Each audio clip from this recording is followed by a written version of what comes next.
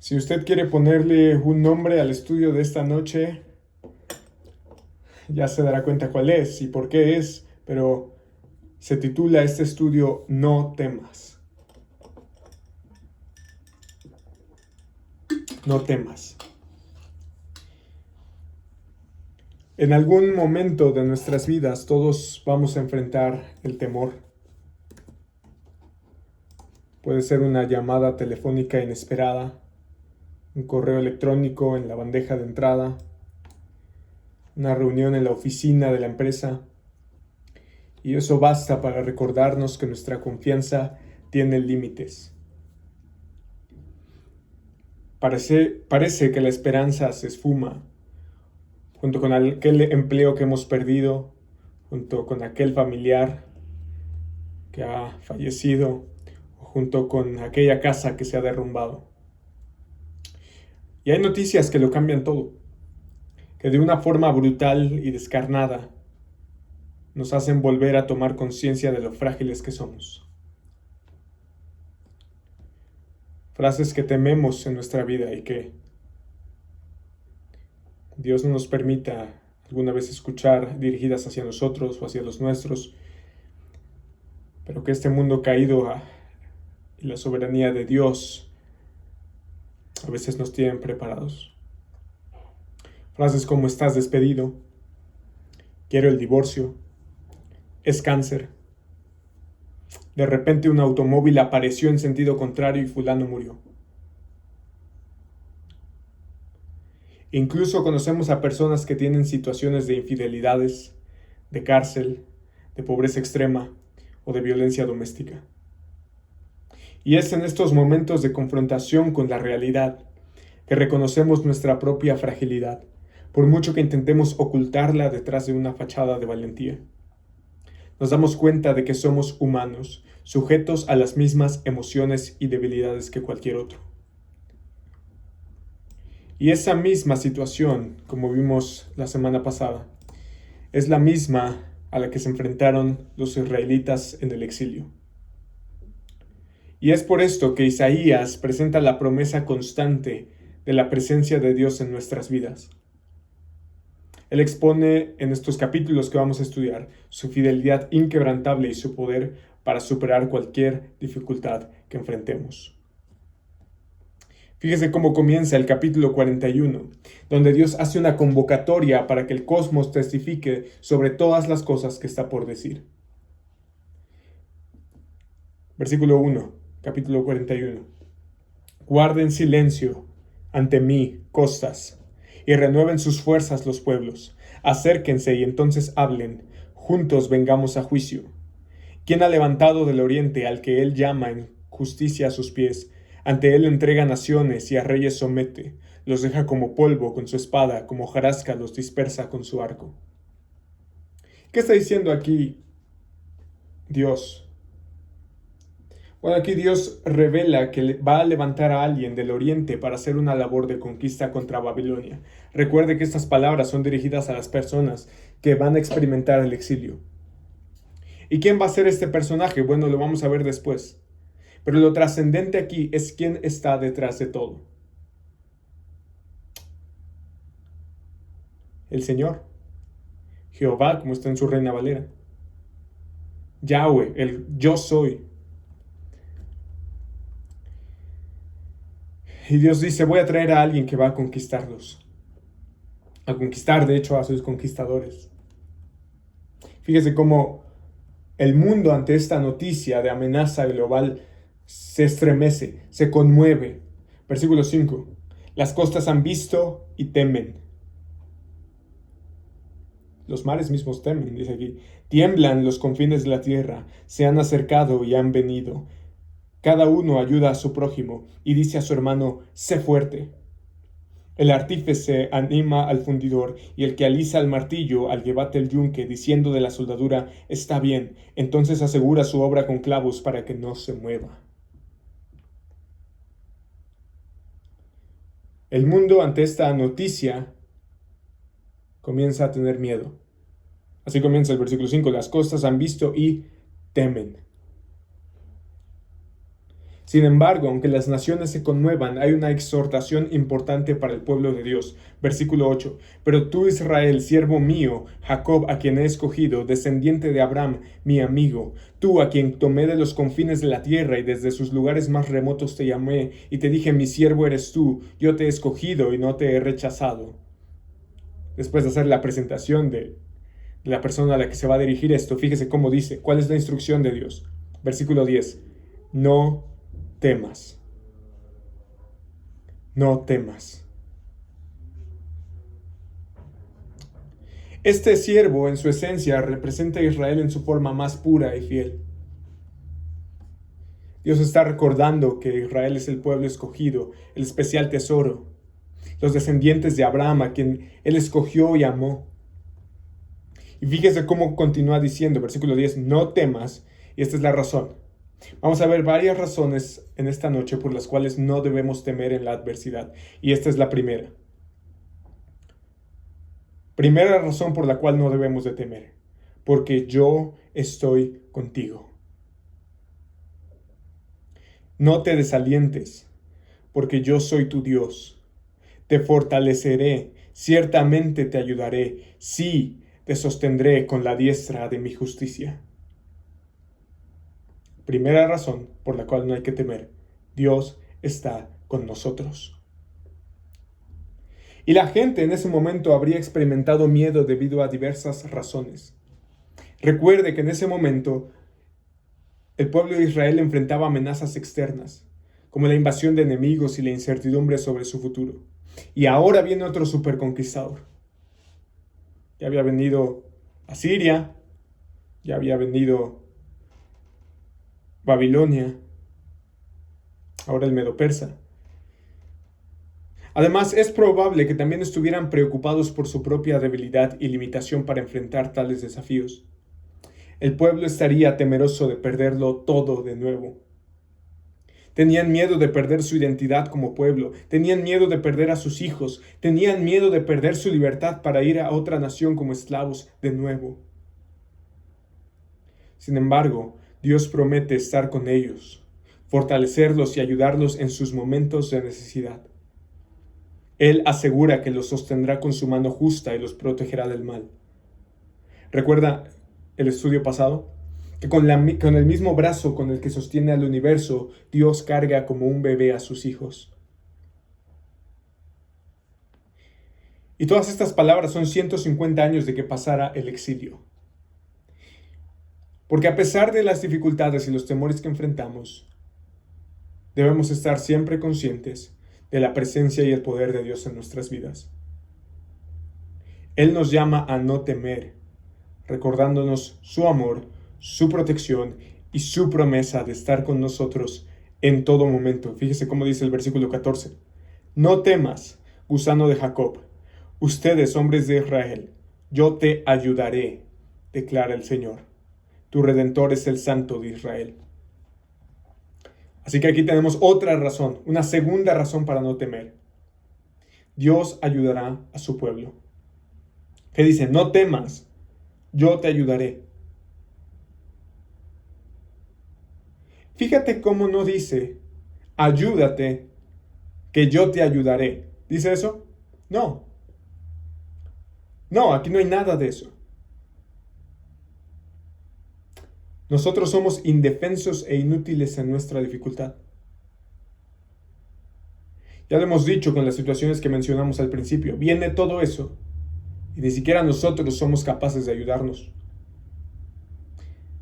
Toda fuerza o sabiduría que nosotros pudiéramos demostrar es un favor inmerecido que proviene del Padre de las Luces. Solo caminando junto a Él podemos hacerle frente a los tiempos turbulentos de nuestras vidas. Y la pregunta es, ¿cómo nos va a ayudar? Versículo 18. Abriré ríos en las alturas desoladas y manantiales en medio de los valles. Transformaré el desierto en estanques de aguas y la tierra seca en manantiales. Pondré en los desiertos el cedro, la acacia, el mirto y el olivo. Pondré en el lugar desolado el ciprés, junto con el olmo y el boj, para que vean y entiendan, consideren y comprendan a una que la mano del Señor ha hecho eso, que el Santo de Israel lo ha creado. Esta es una obra de transformación. Él va a hacer de desiertos manantiales. Va a hacer del caos un paraíso. De la misma manera que en la creación, las tinieblas las va a convertir en luz, el desorden en orden y en un precioso jardín. Dios transforma los corazones. Dios transforma las vidas, pero Dios también puede transformar las circunstancias.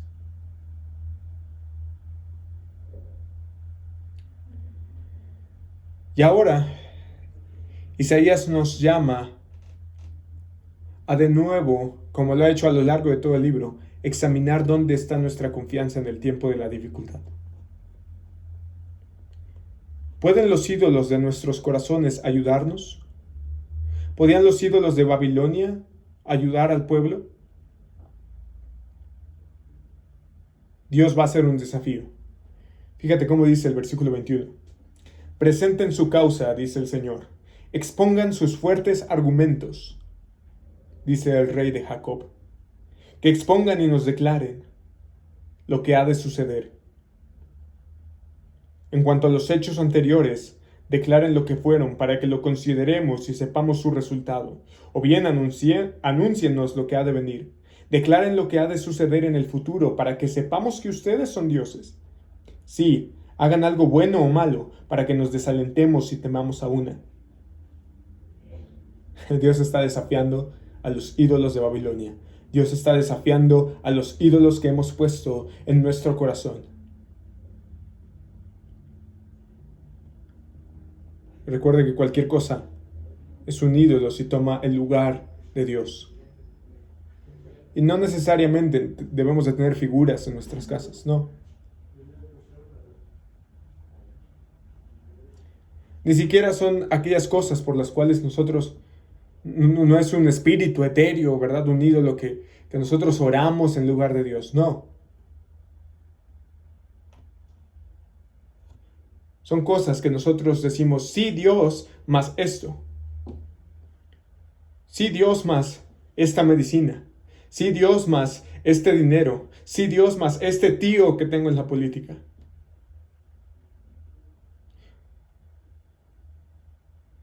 Son cosas que nosotros tenemos como confianza por encima o igual que Dios. Y fíjate cómo dice el versículo 24, miren, es decir, presten atención, ustedes, le habla a los ídolos, ustedes no son nada. Y su obra es vana. Abominación es el que los escoge.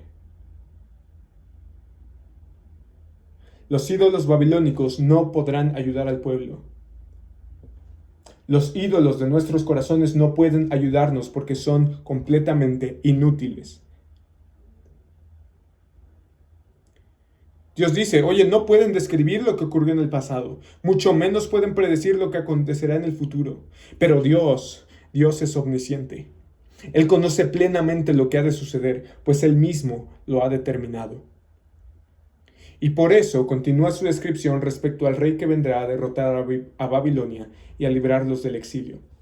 Y por eso, cuando el pueblo 150 años después escuche y recuerde estas palabras, va a decir, en efecto, Dios nos lo dijo. Dios ya nos había dicho esto. Dios había dicho que nos iba a salvar. Fíjate cómo dice el capítulo 42, versículo 1. Este es mi siervo, a quien yo sostengo, mi escogido en quien mi alma se complace.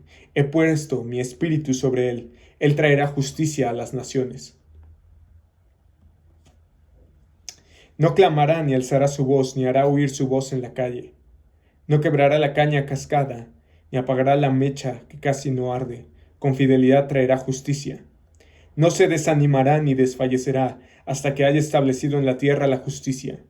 Su ley esperará en las costas. Este siervo, y si usted tiene una nueva versión internacional, o particularmente una nueva Biblia de las Américas, va a ver que está en mayúsculas. Este siervo en mayúscula A diferencia del siervo que vimos que era Israel en el capítulo 41, este siervo del capítulo 42 no temerá ni será desobediente, pues es el Mesías.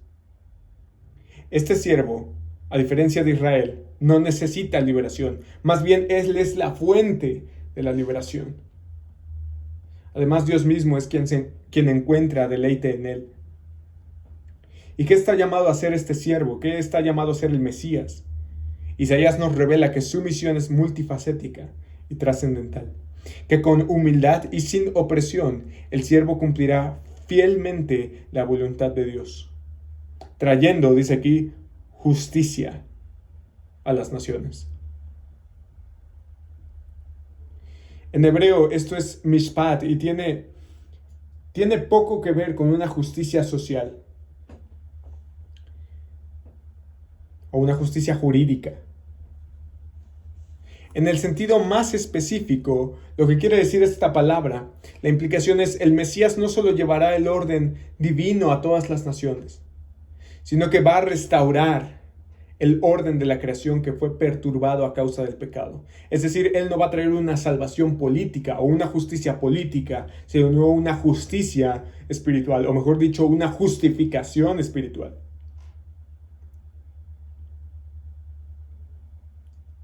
Él va a traer el shalom, la paz que se perdió con el pecado.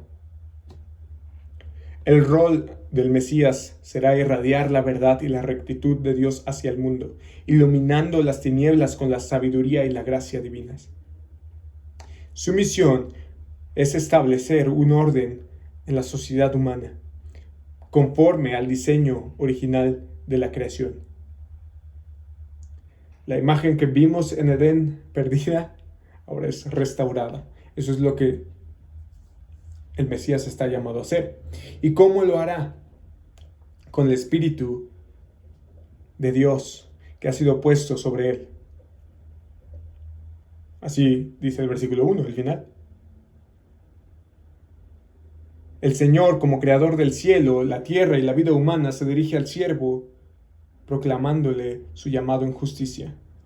Y Él asegura guiarlo y protegerlo en su obra. Fíjate cómo dice el versículo 6. Yo soy el Señor, en justicia te he llamado. Te sostendré por la mano y por ti velaré, y te pondré como pacto para el pueblo, como luz para las naciones, para que abras los ojos a los ciegos, para que saques de la cárcel a los presos y de la prisión a los que moran en tinieblas. Y decíamos hace un momento que esto no se refiere a una situación política o social, sino más bien espiritual. Este siervo será el portador o el mediador del pacto divino y va a ser la luz de las naciones, abriendo los ojos de los cielos, liberando a los cautivos. Va a traer libertad y restauración a los que están en la esclavitud del pecado y la opresión. Él va a redimir y transformar en nombre de Dios para traer vida a los que están afligidos y desamparados.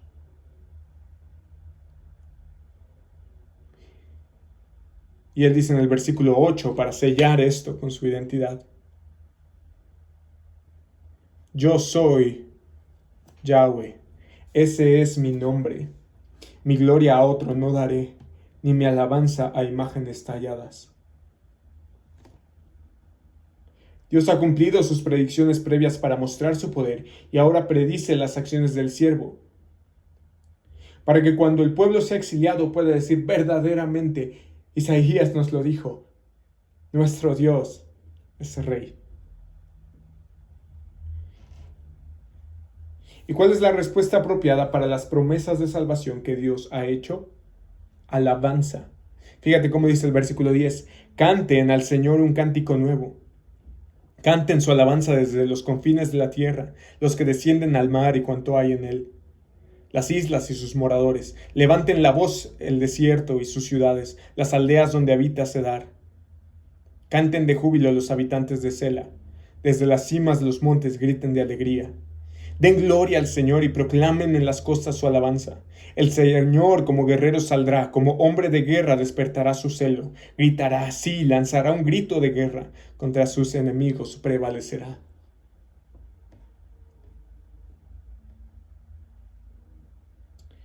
Pero fíjate cómo ahora en Isaías tenemos dos siervos. Por un lado el del 41, que es el Israel, que necesita salvación, y por otro lado el del 42, que viene a salvar. Y ahora se va a dirigir al primer Israel, perdón, al primer siervo Israel. Él les va a decir que todas sus aflicciones se deben a su ceguera espiritual, a su idolatría y a su rebelión. Y por eso necesitan redención. Versículo 17. Serán vueltos atrás y completamente avergonzados los que confían en ídolos, los que dicen a las imágenes fundidas, ustedes son nuestros dioses. Sordos oigan, ciegos miren y vean, dice el versículo 18. ¿Quién es ciego sino mi siervo, o tan sordo como el mensajero a quien envío? Ahora está en minúsculas. ¿Quién es tan ciego como el que está en paz conmigo, o tan ciego como el siervo del Señor? De nuevo en minúsculas. Se está refiriendo a Israel. Tú has visto muchas cosas, pero no las observas. Los oídos están abiertos, pero nadie oye. El Señor se agradó por causa de su justicia en hacer la ley grande y gloriosa, pero este es un pueblo saqueado y despojado. Todos están atrapados en cuevas o escondidos en prisiones. Se han convertido en presas sin que nadie los libre, y en despojos sin que nadie diga, devuélvelos. ¿Quién de ustedes prestará oído a esto? ¿Quién pondrá atención y escuchará en el futuro? ¿Quién entregó a Jacob al despojo y a Israel a los saqueadores? ¿No fue el Señor? Oye, yo pensé que eran los babilonios.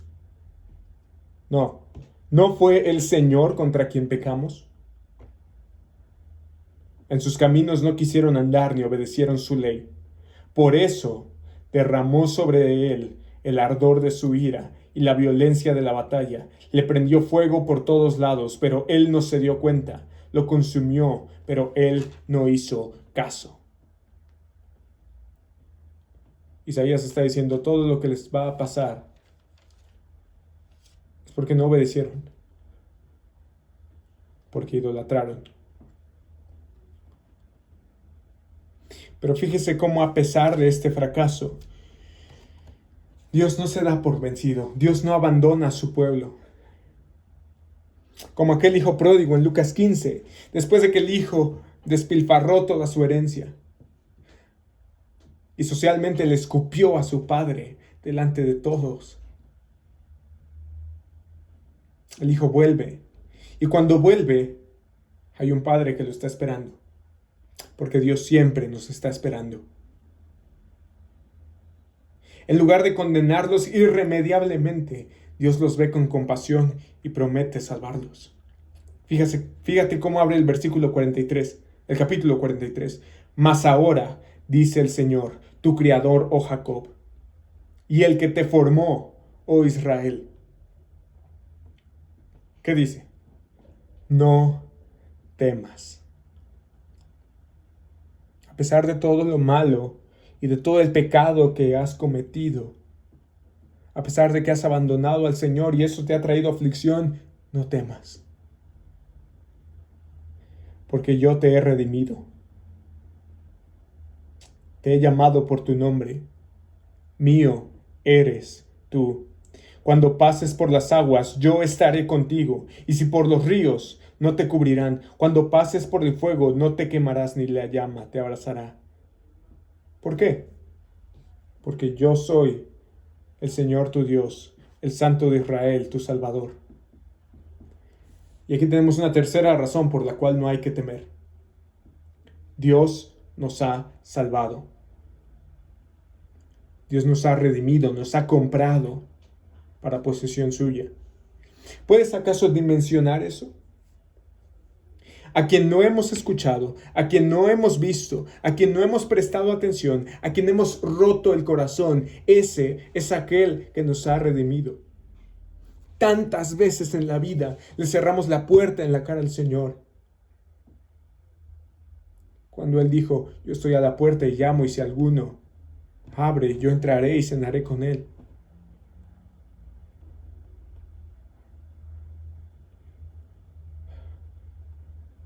Isaías aquí nos revela el amor y la gracia inquebrantable de Dios por su pueblo. Él los llama por su nombre, los forma, los redime y los llama a no temer. porque Él está con ellos.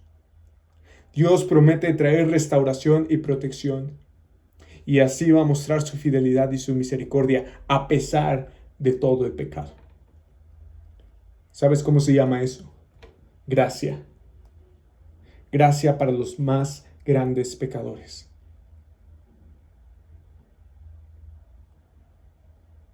A pesar de todos nuestros pecados y a pesar de todas nuestras transgresiones, Dios está ahí para redimirnos.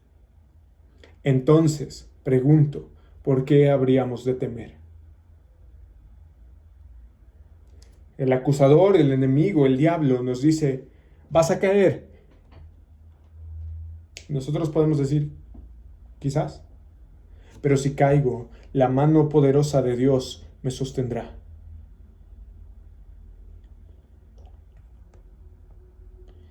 Versículo 4.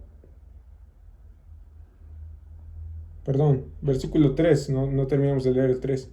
Parte final del 3. He dado a Egipto por tu rescate, a Cus o Etiopía, y a Seba en lugar tuyo, ya que eres precioso a mis ojos, digno de honra, y yo te amo. Entregaré a otros hombres en lugar tuyo y a otros pueblos por tu vida. No temas, porque, otra vez, yo estoy contigo. Del oriente traeré tu descendencia y del occidente te reuniré. Diré al norte, entrégalos, y al sur, no los retengas. Trae a mis hijos desde lejos y a mis hijas desde los confines de la tierra. A todo el que es llamado por mi nombre, a quien he creado para mi gloria, a quien he formado y a quien he hecho. Cuarta razón por la cual no hay que temer. Él hará todo por salvar a su pueblo para su honor y su gloria. Fíjate cómo Dios lo asegura. Dios puede salvar. A diferencia de los ídolos, quienes ni ven, ni oyen, ni tienen conocimiento.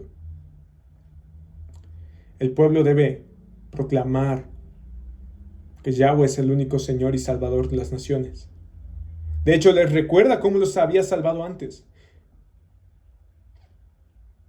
Y nosotros en tiempos de adversidad debemos recordar lo que Dios ha hecho por nosotros. Versículo 14. Así dice el Señor, su Redentor, el Santo de Israel: por su causa envié a Babilonia e hice descender como fugitivos a todos ellos.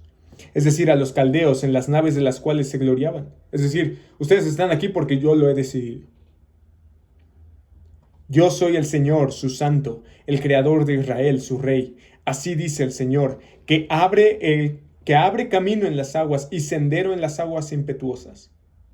El que hace salir carro y caballo, ejército y fuerza, aún acecharán y no se levantarán, como mecha han sido apagados y extinguidos.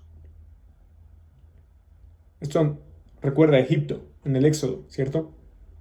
Cuando Dios los libró y abrió el mar y pasaron y los carros fueron deshechos. Pero fíjate cómo paradójicamente ahora les llama a no recordar. Recuerden, pero no recuerden. ¿Cómo está eso? Versículo 18. No recuerden, después de que les acabo de recordar, no recuerden las cosas anteriores, ni consideren las cosas del pasado. Yo hago algo nuevo. Ahora acontece. ¿No lo perciben? Aún en los desiertos haré camino y ríos en los lugares desolados. El pueblo en el exilio podría recordar los días de sus antepasados en Egipto. En el cautiverio podrían pensar que Dios los salvaría de la misma manera. Alguien podría decir, oh, ya lo tengo. Una mujer del pueblo va a dar a luz a un niño y luego lo pondrá en una canasta que va a flotar río abajo hasta que una princesa lo encuentre y de ahí saldrá el liberador. Como ocurrió con Moisés. Dios está diciendo, no. No, estoy haciendo algo completamente nuevo. La salvación que está anunciando es de hecho más que una sola liberación del exilio. Fíjate cómo dice el versículo 1 del capítulo 44. Mas ahora escucha, Jacob, siervo mío, Israel a quien yo he escogido. Así dice el Señor que te creó, que te formó desde el seno materno y que te ayudará. No temas, Jacob, siervo mío, ni tú, Jesurún, a quien he escogido. Jesurún significa Israel. Porque derramaré agua sobre la tierra sedienta y torrentes sobre la tierra seca. Derramaré mi espíritu sobre tu posteridad, mi bendición sobre tus descendientes. Ellos brotarán entre la hierba como sauces junto a corrientes de agua. Este dirá, yo soy del Señor. Otro invocará el nombre de Jacob y otro escribirá en su mano, del Señor soy, y se llamará con el nombre de Israel. Quinta razón para no temer. No sé si se dio cuenta en el versículo 2. No temas, Jacob siervo mío. Y el versículo 3 explica el por qué. Porque derramaré agua sobre la tierra sedienta y torrentes sobre la tierra seca. Si usted se dio cuenta, desde el capítulo 40 hemos estado hablando del agua, ¿no? Y de los manantiales en medio de los desiertos. ¿Qué significa esto? Ahora lo dice con el paralelismo del versículo 3, ahí mismo. Derramaré mi espíritu. Así que quinta razón para no temer. Él derramará su espíritu sobre su pueblo. Eso viéndolo hacia el futuro, pero viéndolo ahora en el nuevo pacto, Él derramó su espíritu en nosotros. Piensa en el pueblo, ellos estaban temerosos, pensaban que ahora Babilonia consumiría por completo a sus hijos y dejarían de ser una nación para Dios. Serían ahora el pueblo de los paganos, no el pueblo de Dios. ¿Y acaso Dios permitiría que le pasara eso a su pueblo amado? La respuesta es no. La respuesta de Dios es por supuesto que no. Yo voy a poner mi espíritu en la descendencia de Israel. Y así van a caminar por fe. Y así el pueblo de Dios va a vivir a contracorriente del mundo impío. Y con el espíritu de Dios el pueblo sería enemiga del mundo, pero amigo de Dios. Y así soportaría las aflicciones del exilio.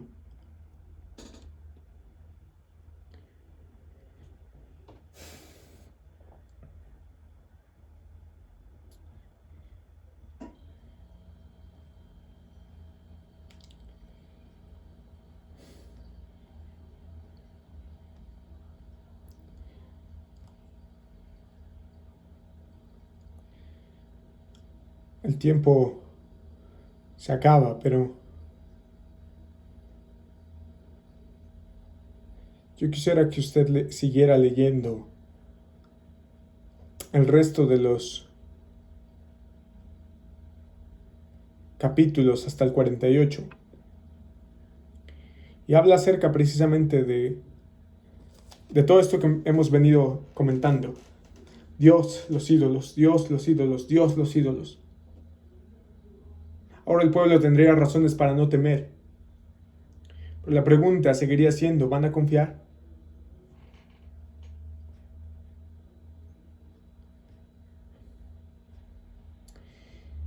Ahora, yo quiero ser enfático en una realidad histórica. Nadie salía del exilio. Nadie salía del exilio, lo voy a repetir, nadie salía del exilio. El propósito de esta estrategia política militar era precisamente hacerle irreversible.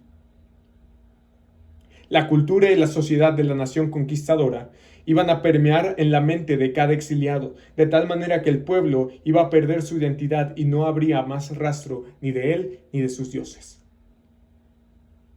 Para eso estaba diseñado el exilio. Sin embargo, a pesar de que el pueblo de Dios estaba en un medio pagano por un tiempo, Dios les dice, van a salir, yo los voy a sacar del exilio. Y esto requería una fe importante para el judío. Otra vez, nadie salía del exilio.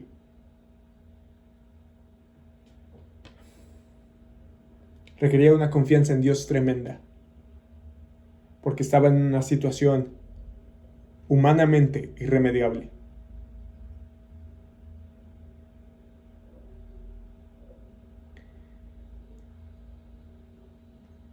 Dios les dice, van a salir, y por eso ustedes no se tienen que conformar a ese siglo malo. Yo los voy a rescatar de ese entorno impío donde están ahora y los voy a regresar a donde pertenecen.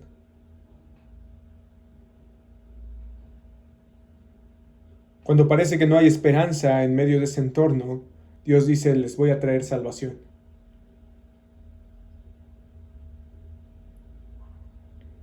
Y la mayoría de los exiliados de otras naciones lo que hacían era, perfecto, pues ya nos conquistaron, ¿qué vamos a hacer? Pero los judíos se negaron, quizás como ninguna otra nación, a decir, no, nosotros pertenecemos a Dios. Dios nos ha dicho que nos va a sacar y por eso vamos a vivir diferente. ¿Se da cuenta cómo esto no se trata de un exilio terrenal? Como dije, Dios estaba prometiendo la liberación de un exilio espiritual. Ellos iban a ser peregrinos y extranjeros, pero les esperaría su verdadera patria. El pueblo de Dios está en el mundo, pero no son del mundo. La nación santa debe estar lista para cuando el Señor los llame a casa. Él vendrá como ladrón en la noche. ¿Hallará fe en la tierra cuando vuelva? Como creyentes debemos estar atentos a las promesas de Dios y a confiar en su fidelidad. Él nos va a salvar. Así que, hermano, no temas, porque Dios está contigo. No temas, porque Dios te ayudará. No temas, porque Dios te ha redimido. No temas, porque te salvó para su gloria. No temas, porque derramó su espíritu sobre ti. En medio de la adversidad debemos creer como Abraham en esperanza contra esperanza. Porque Dios ve más allá de lo temporal y lo tangible y tiene un propósito más alto que nosotros mismos, lo eterno y lo intangible.